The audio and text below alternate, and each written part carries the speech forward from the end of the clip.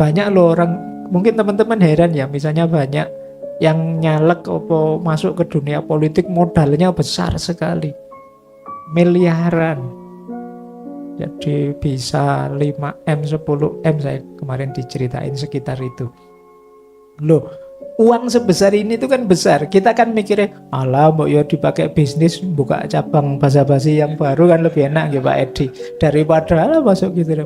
Loh, kok mau-maunya orang begitu, orientasi jiwanya memang ke sana. Itu yang disebut sabu'iyah. Makanya ketika ada hadis tolabul ilmi faridotun, itu saya membacanya, Rasulullah itu memang sangat ingin kita bahagia.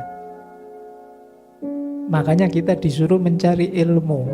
Ini bukan beban, kita diwajibkan mencari ilmu itu. Itu sebenarnya sayangnya beliau, sayangnya Allah juga pada kita, maka kita diminta mencari ilmu. Makanya dulu Nabi Adam sebelum diturunkan ke bumi ini dibekali oleh Allah bekalnya ilmu. Wa 'allama Adamal asma'a kullaha.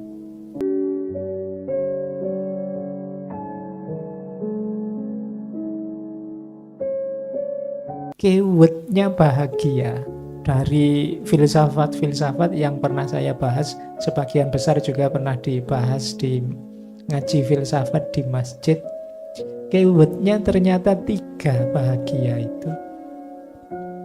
Yang pertama adalah pengetahuan dan kesadaran.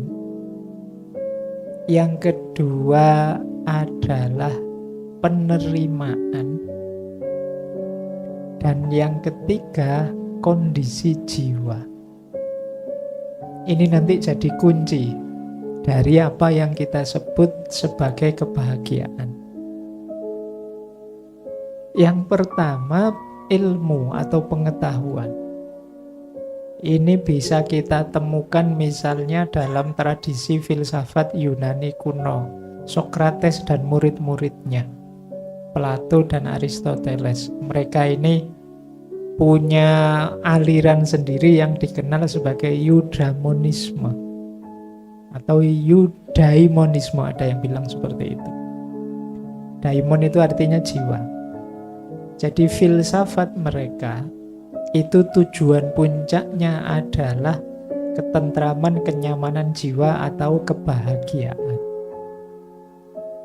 Jadi dasarnya kebahagiaan, kata Sokrates, nanti dilanjutkan oleh dua-duanya muridnya, Plato dan Aristoteles, itu pengetahuan.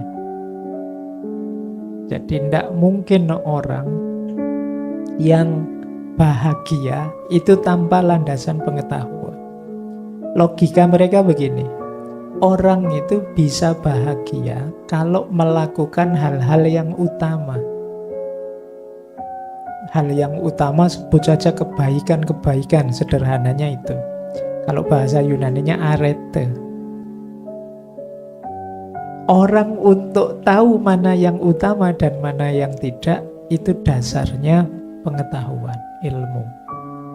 Jadi tanpa ilmu kita sulit bahagia. Makanya ketika ada hadis tolabul ilmi faridotun, itu saya membacanya, Rasulullah itu memang sangat ingin kita bahagia. Makanya kita disuruh mencari ilmu. Ini bukan beban, kita diwajibkan mencari ilmu itu. Itu sebenarnya sayangnya beliau, sayangnya Allah juga pada kita, maka kita diminta mencari ilmu. Makanya dulu Nabi Adam sebelum diturunkan ke bumi ini dibekali oleh Allah bekalnya ilmu. Wa 'allama Adamal asma'a kullaha. Demi apa? Demi Adam bisa bahagia. Jadi karena memang Allah itu inginnya kita itu bahagia. Berarti keyword pertama orang bisa bahagia itu, kan banyak Pak orang tidak pinter terus bahagia. Ya orang tidak pinter resikonya salah pilih. Pilihan-pilihan tindakannya bukan keutamaan. Mungkin saja dia menemukan sesuatu yang menyenangkan, cocok, sesuai, tapi begitu bukan keutamaan, ya nanti seperti Mas Alvin tadi, senengnya cuma sementara. Jadi seneng jangka pendek. Jadi menarik ya, seneng jangka pendek ini kalau dalam teori psikologi barat itu ada pembagian seneng itu ada durasinya. Level durasinya itu 4. Ada yang singkat sekali, ada yang lumayan panjang, ada yang sangat panjang, ada yang tak terbatas panjangnya, tak terbatas dalam tanda petik. Kebahagiaan yang sangat pendek itu namanya pleasure, kesenangan.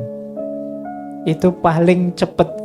Saya tadi minum kopi jahe, itu kan enak, alhamdulillah enak. Itu pleasure, seneng. Tapi begitu gelasnya tak taruh, ya rasa enaknya sudah mulai berkurang. Sekarang sudah 10 menit yang lalu hilang rasanya. Kalau ingin enak lagi harus saya ulang lagi. Itu pun kalau kebanyakan jadi tidak enak. Pleasure itu diulang-ulang apalagi sampai overdosis. Awalnya enak jadi tidak enak. Ini rumus teman-teman. Jadi kalau ada kesenangan apapun, kalau pingin enaknya long lasting lama, jangan boros. Ya, seneng apa saja itu agak dihemat, pelan-pelan, sidik-sidik gitu. Ini kalau saya dikasih sak drum besar, itu mesti terus tidak jadi enak. Dia jadi enak kalau sak gelas kecil. Iya, kadang-kadang kopi itu kan lebih mahal yang cuma iya, pakai cangkir kecil itu malah bikin nagih. Tapi yang pakai gelas besar tidak terlalu bikin nagih, wong kita menghabiskannya juga mati-matian. Jadi pleasure, kesenangan apapun. Jadi kalau itu jenisnya hanya senang-senang, durasinya singkat. Pacaran kok untuk senang-senang saja mesti singkat, tidak lama. Makan kok untuk senang-senang saja, ya ada batasnya pasti. Maka ini paling pendek durasi kebahagiaan yang jenis senang-senang. Ada yang kedua, lebih panjang. Namanya achievement. Keberhasilan, kesuksesan tadi yang banyak dicari oleh orang Indonesia tadi ternyata level 2. Nah, level 2 ini lumayan dibandingkan seneng. Capaian itu kan lebih panjang. Kalau tadi makan itu begitu kenyang, nikmatnya habis. Tapi kalau capaian misalnya wisuda, itu kan senengnya agak panjang. Meskipun setelah wisuda ya sumpek juga. Tapi kan lumayan lebih panjang daripada makan. Kita berhasil apa, itu kan alhamdulillah. Senengnya agak panjang. Kalau itu achievement, capaian. Jadi berarti kalau teman-teman sedang pleasure, ya naikkan levelnya jadi achievement. Jadi achievement itu dalam kesenangan yang sama, itu saya bisa bikin prestasi. Hubungan antara makan dan puasa misalnya, wah saya berhasil puasa sehari, ini achievement. Nikmatnya makan jauh lebih panjang. Jadi baik. Jadi ini lebih dahsyat panjangnya achievement. Ada lagi level 3. Kalau level 3 sangat panjang, yaitu contribution. Contribution itu kita tidak hanya menyenangkan kita, tidak hanya keberhasilan kita, tapi kita bisa berbagi kesenangan, berbagi keberhasilan pada yang lain. Ini contribution.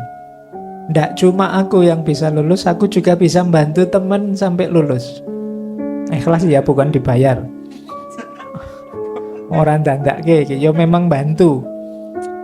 Ini kebanggaannya, kesenangannya jauh lebih panjang. Kita bisa memberi, kita bisa berbagi. Kita belajar paham, itu senangnya luar biasa. Tapi kita bisa memahamkan orang, itu jauh lebih menyenangkan. Jadi ini levelnya lebih panjang. Dan yang paling puncak, kalau ini senengnya sudah top, tidak ada batasnya di level manusia, namanya ultimate good. Ultimate good itu kalau versi barat itu kita melakukan kebaikan yang tanpa pamrih. Jadi ini nanti paradigmanya kalau dalam agama hubungannya dengan ikhlas. Begitu kita melakukan kebaikan kok ikhlas, ya sudah, kita senengnya ndak ada ujungnya, sudah seneng terus. Seneng ada ujungnya itu kan ketika kita ada pamrihnya. Saya berkontribusi sih, tapi saya ingin agar ini, agar itu, nanti ada batasnya. Saya bikin kajian seperti ini biar anak-anak muda Jogja itu hebat, aktif-aktif. Ya nanti begitu anak muda Jogja sudah hebat dan aktif, selesai kegembiraanku. Tapi kalau aku ndak, kok saya ndak ada pamrih apa-apa, uslillahi ta'ala, yang penting Gusti Allah ridho, alhamdulillah, itu tok. Itu lebih panjang, long lasting, ndak ada akhirnya. Jadi maka ini teori barat sebenarnya. Boleh kalau teman-teman jadikan referensi kalau ingin kebahagiaan yang durasinya lebih panjang. Berarti apa? Cari pleasure itu manusiawi, boleh. Nyari kesenangan, tapi kalau hanya ini yang kita cari, pendek durasinya. Yang kedua, lebih panjang, yaitu capaian-capaian. Punya cita-cita boleh, punya ambisi boleh. Nanti bikin usaha apa sukses, saya pingin begini, berhasil, itu alhamdulillah. Kalau tercapai kita akan lebih panjang senangnya. Tapi ada lagi yang lebih panjang kalau kita bisa berkontribusi. Dan yang paling panjang ya kalau kita bisa ikhlas beramal. Ini semboyannya Kemenak. Iya. Baik. Jadi ini level-level kebahagiaan. Nah, ini kalau diomongkan ini kan simpel, tapi untuk dipraktekkan teman-teman pasti butuh ilmunya. Makanya tadi yang nomor 1 syaratnya kita bahagia ilmu. Kalau kita tidak bisa milah, oh ini hanya kesenangan Pak, ini baru, itu ya kita sulit ketemu kebahagiaan yang hakiki. Kita mungkin tertipu oleh rangkaian kesenangan demi kesenangan yang menipu. Dan ini ya ternyata sejak zaman Yunani kuno sudah disadari, orang itu memang harus fokus pada ilmunya dulu. Setelah ilmu baru kesadaran. Kesadaran itu ilmu yang dihidupkan, bukan ilmu yang hanya dihafalkan. Orang pinter itu banyak, tapi orang yang ilmunya hidup itu tidak banyak. Kalau sekedar pinter, kampus itu isinya orang pinter semua.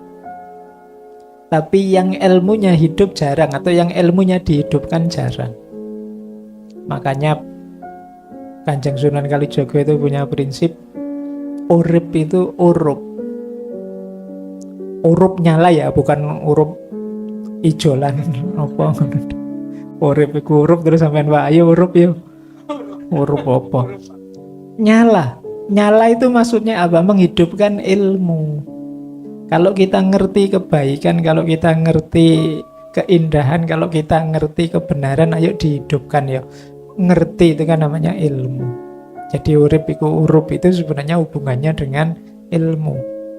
Yang bagi orang Jawa ilmu itu masih setengah kalau hanya dihafalkan dan dimengerti. Ilmu itu baru kelakon, kita disebut berilmu kalau sudah kanthi laku. Ini urip itu nanti bagian dari kebahagiaan juga. Jadi awalnya ilmu yang dihidupkan.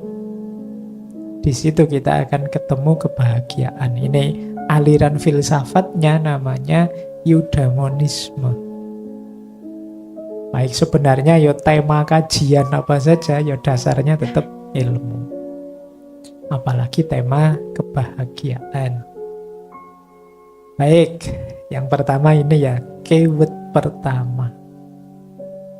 Keyword kedua, bahagia itu hubungannya dengan stabilitas mental, kondisi jiwa yang kondusif. Kondisi jiwa yang kondusif itu sebenarnya ini sifatnya sangat ideal, nanti berhubungan dengan standar-standar. Maka kadang-kadang kalau ada orang ngomong saya pengen bahagia Pak, loh, sebentar, standarmu bahagia itu apa? Yang ini mungkin antar orang beda-beda. Indonesia yang sekarang melawan Argentina 0-0 saja bahagianya luar biasa. Tapi bagi Argentina 0-0 itu bencana mereka. Jadi bahagia atau tidak bahagia itu nanti berhubungan dengan kepuasan jiwa yang itu rangkaiannya dengan standar-standar. Setiap orang, setiap kelompok masyarakat, bahkan setiap negara, setiap agama itu ya pakai standar-standar untuk menuju kebahagiaan yang diinginkan masing-masing. Makanya Imam Ghazali itu dalam Kimia Sa'adah kan mencatat ada standar-standar yang di-ranking jadi 4 apa 5 itu oleh Imam Ghazali. Ada kondisi jiwa yang itu bahagianya dalam hal-hal yang negatif, ada kondisi jiwa yang bahagianya dalam hal-hal yang positif. Ternyata jahat itu bisa membahagiakan bagi orang yang jiwanya memang jahat. Ini menarik teori ini. Kalau tadi di ilmu itu kan kita dicekat enggak, kalau kita enggak hakiki, kalau enggak yang sesuai dengan yang keutamaan enggak bahagia. Tapi kata Imam Ghazali tergantung orangnya, kondisi jiwanya. Kalau bahagia itu kita definisikan kenyamanan, kepuasan jiwa. Itu ada orang yang memang jiwanya sudah gelap. Jadi Imam Ghazali kan menyebut orang itu yang ada orientasi jiwanya yang bahimiyah, ada orientasi jiwa yang sabuiyah, ada orientasi jiwa yang natikoh, mutmainnah, dan ada juga yang gelap, orientasi jiwa yang saitoniyah, setan. Orientasi jiwa bahimiyah itu artinya binatang ternak. Dan kebahagiaannya orang yang orientasi jiwanya seperti ini, itu ya sifatnya seperti binatang ternak. Binatang ternak itu kan makan, minum, kawin, hamil, berketurunan, terus tidak perlu capek-capek, ada yang merawat, dia tinggal enak saja, rebahan saja. Ini orientasi jiwa bahimia. Itu dia bahagia kalau tercukupi, kalau kaya, kalau punya istri cantik, mobil mewah, kalau standar-standarnya ini. Ini berarti kondisi jiwa yang bahimia. Kata Imam Ghazali ya, orang yang seperti ini ya standarnya standar itu tadi. Seperti binatang ternak, ya dia bahagianya dengan itu. Jadi ini menarik. Sebenarnya rangkaian kajian kebahagiaan itu harus disambungkan dengan kebenaran, nanti dipuncai dengan keadilan. Karena bahagia itu yaitu tadi ternyata mengikuti orientasi jiwanya orang yang beda-beda standar. Nanti ada yang orientasi jiwanya sabuiyah. Sabuiyah itu artinya binatang buas. Binatang buas itu cirinya kan agresif. Kebahagiaannya dia ketika mengalahkan, menundukkan. Ketika dia lebih tinggi dari yang lain, ketika dia nomor satu, yang lain di bawah semua. Ini sabuiyah. Balapan untuk menang-menangan, saling mengalahkan. Ini sabuiyah. Ada yang orang orientasi jiwanya seperti ini. Jadi saya tidak sengaja kapan itu baca visi misinya banyak kampus. Ya UIN, ya UGM, ya mana-mana. Hampir semua itu orientasi visinya yang ditulis itu visi sabuiyah. Ingin unggul, ingin menang, pokoknya lah ya menjadi yang terbaik, menjadi kuabah pengen terbaik itu kan berarti iya, perlombaan menang-menangan. Bila perlu berkorban banyak demi ambisinya terpenuhi. Ini sabuiyah. Kalau ini tidak terkontrol ya hasilnya bisa merusak jiwa kita, merusak orientasi hidup kita tadi. Tapi kalau orang seperti ini memang bahagianya itu. Banyak loh orang, mungkin teman-teman heran ya, misalnya banyak yang nyalek atau masuk ke dunia politik modalnya besar sekali, miliaran. Jadi bisa 5M, 10M, saya kemarin diceritain sekitar itu. Loh, uang sebesar ini tuh kan besar. Kita kan mikirnya, alah mbok yo dipakai bisnis, buka cabang basa-basi yang baru kan lebih enak ya Pak Edi. Daripada alah masuk gitu dapat. Loh, kok mau-maunya orang begitu? Orientasi jiwanya memang ke sana. Itu yang disebut sabu'iyah. Kebahagiaannya ketika dia menang atas yang lain. Cuma ini tidak berlaku bagi yang sepak bola ya. Nanti sepak bola ngalah-ngalahan enggak enak. Oke, sepak bola ya memang biar menang, tapi kan enggak satu-satunya itu. Kan enggak lucu buat sepak bola masuk. Monggo kalau mau dimasukkan, karena kan enggak enak. Nah, ya kan nanti yang mau dimasukkan, wah mboten sungkan saya monggo anu saja. Oh ya enggak seru. Ya sepak bola ya sabu'iyah lah, menang-menangan. Kalau sudah menang ya selesai, enggak pakai bangga-banggaan, dan itu bukan puncaknya capaian.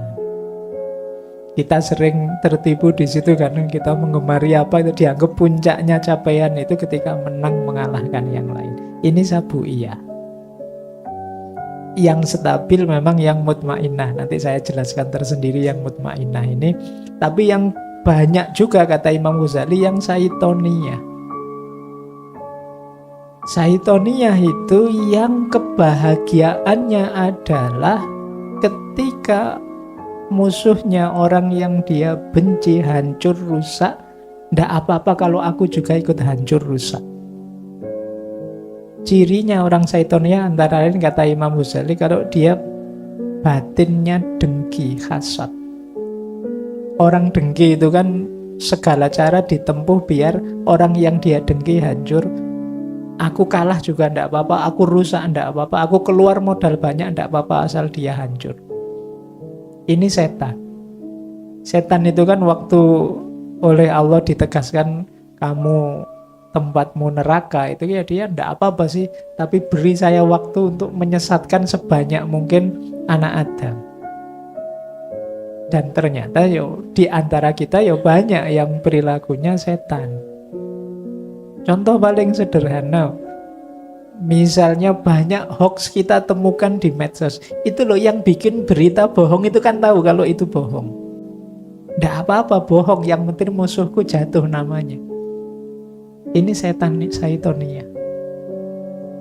Jadi kebahagiaannya ketika musuhnya hancur, bahwa itu resikonya batinku rusak, hubunganku dengan Allah hancur, nggak masalah, yang penting musuhku hancur. Ini saitoniyah. Jadi ternyata bahagia itu ya coba dicek kondisi jiwa masing-masing orang. Puncaknya tentu saja yang kita kenal sebagai mutmainnah. Ini yang paling kondusif kebahagiaan sejati, berhubungan dengan ciri yang ketiga. Mutmainnah itu nanti ada hubungannya dengan penerimaan. Kenapa kok mutmainnah itu ada hubungannya dengan penerimaan? Karena jiwa yang mutmainnah itu cirinya radhiyatam mardiyah. Dia ridho terhadap apapun yang ditetapkan oleh Allah, dan akhirnya Allah juga ridho padanya. Ini jiwa yang mutmainnah. Ini yang kebahagiaan yang sejati kalau dalam Islam. Ini kalau diucapkan itu lancar enak, tapi dalam hidup ini sulit. Orang disuruh ridho menerima itu kan sulit. Kita itu pinginnya ya mengeluh, kita pinginnya ya senengane sambat, senengane, kita selalu begitu.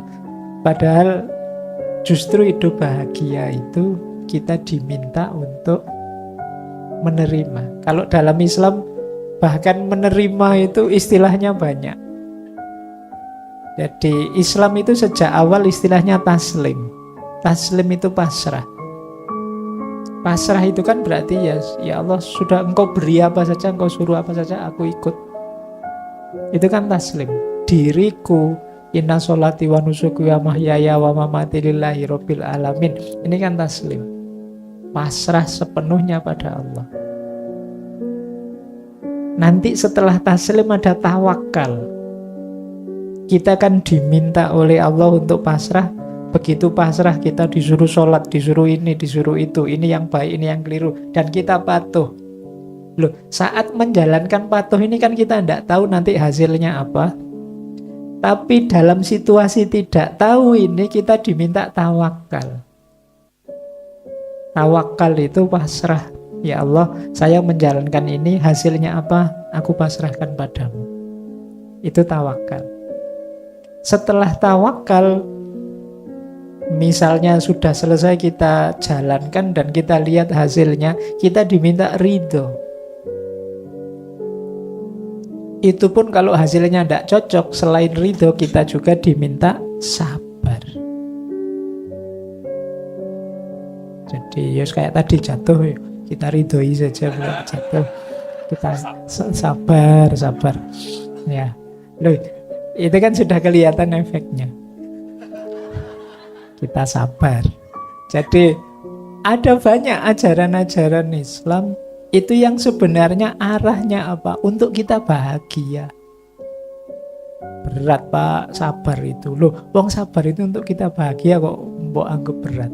Ridho Pak, aduh. Saya tiap hari disusahkan, dianukan, disuruh ridho.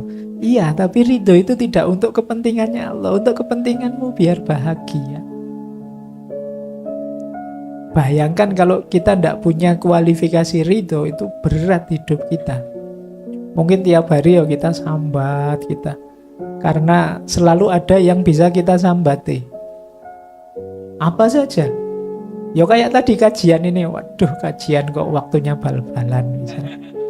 Waduh, selalu ada. Kalau kita mau sambat itu selalu ada celah untuk kita sambat. Wong sudah wisuda saja sudah lulus, ya Allah. Lulusan UIN saya, ya Allah. Ini terus. Iya.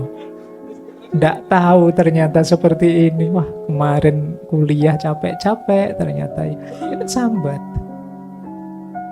Padahal temennya itu masih mati-matian pengen lulus. Yang lulus ya sambat, yang sini garap skripsi ya sambat, yang sedang kuliah ya sambat, kapan skripsi? Sambat. Padahal kalau membacanya dibalik, kita sabar, kita ridho, bisa membuahkan yang terakhir namanya syukur. Lulus itu bisa disyukuri, bisa juga melahirkan keluhan. Wong manusia itu khuliqa halu'a, diciptakan serba mengeluh. Padahal itu dilihat dari perspektif yang berbeda, itu bisa membahagiakan. Tapi kita melihatnya selalu sisi sedihnya. Nulis skripsi yang tidak selesai-selesai itu kan bisa saja dibaca, kesempatan belajar lebih banyak, kan bisa begitu. Kesempatan kenal dosen pembimbingnya lebih dekat misalnya. Lu ada banyak makna positifnya, tapi kan kita mikirin ndak lulus-lulusnya. Pak, saya sudah umur sekian loh Pak, kok jomblo, ndak ketemu-ketemu pasangan. Loh, itu kan berarti kamu nikmatilah kebebasanmu, masih panjang. Bayangkan yang sudah nikah, sumpek dia. Loh. Yang nikah juga begitu kan, ya tinggal dibaca sisi positifnya banyak. Jadi manusia itu jalannya untuk bahagia tetap diawali dari penerimaan. Nikmati saja apa yang sedang kita rasakan saat ini. Apapun situasinya, apakah itu pleasure atau tidak, bisa kita maknai, paling tidak dalam kerangka tadi. Kalau memang berat ya kita maknai sebagai pelajaran kesabaran. Kalau enak ya kita maknai pelajaran untuk memudahkan ridho dan syukur. Kalau memang tidak jelas ya pelajaran untuk tawakal. Pak, masa depan saya tidak jelas ini Pak. Ya tawakal saja. Pasrah saja pada Allah. Yang penting ikhtiarnya sudah dijalankan. Nah, baik. Jadi sampai di sini kita sudah dapat 3 keyword. Bahagia itu yang pertama ilmu, pengetahuan. Kemudian yang kedua berhubungan dengan kondisi jiwa dan orientasi jiwa. Dan yang ketiga berhubungan dengan penerimaan. Berarti memang bahagia itu jangan dicari kemana-mana. Semuanya ada ternyata dalam diri kita. Ilmu itu ya ada di kepala, di akal kita. Kemudian kondisi jiwa itu hubungannya dengan hati kita. Penerimaan itu terhadap hidup kita. Tidak ada yang kemana-mana. Jadi ini 3 keyword kalau kita ingin menemukan, jadi bukan mencari, menemukan dan mengambil kebahagiaan yang sudah tersedia di hadapan kita.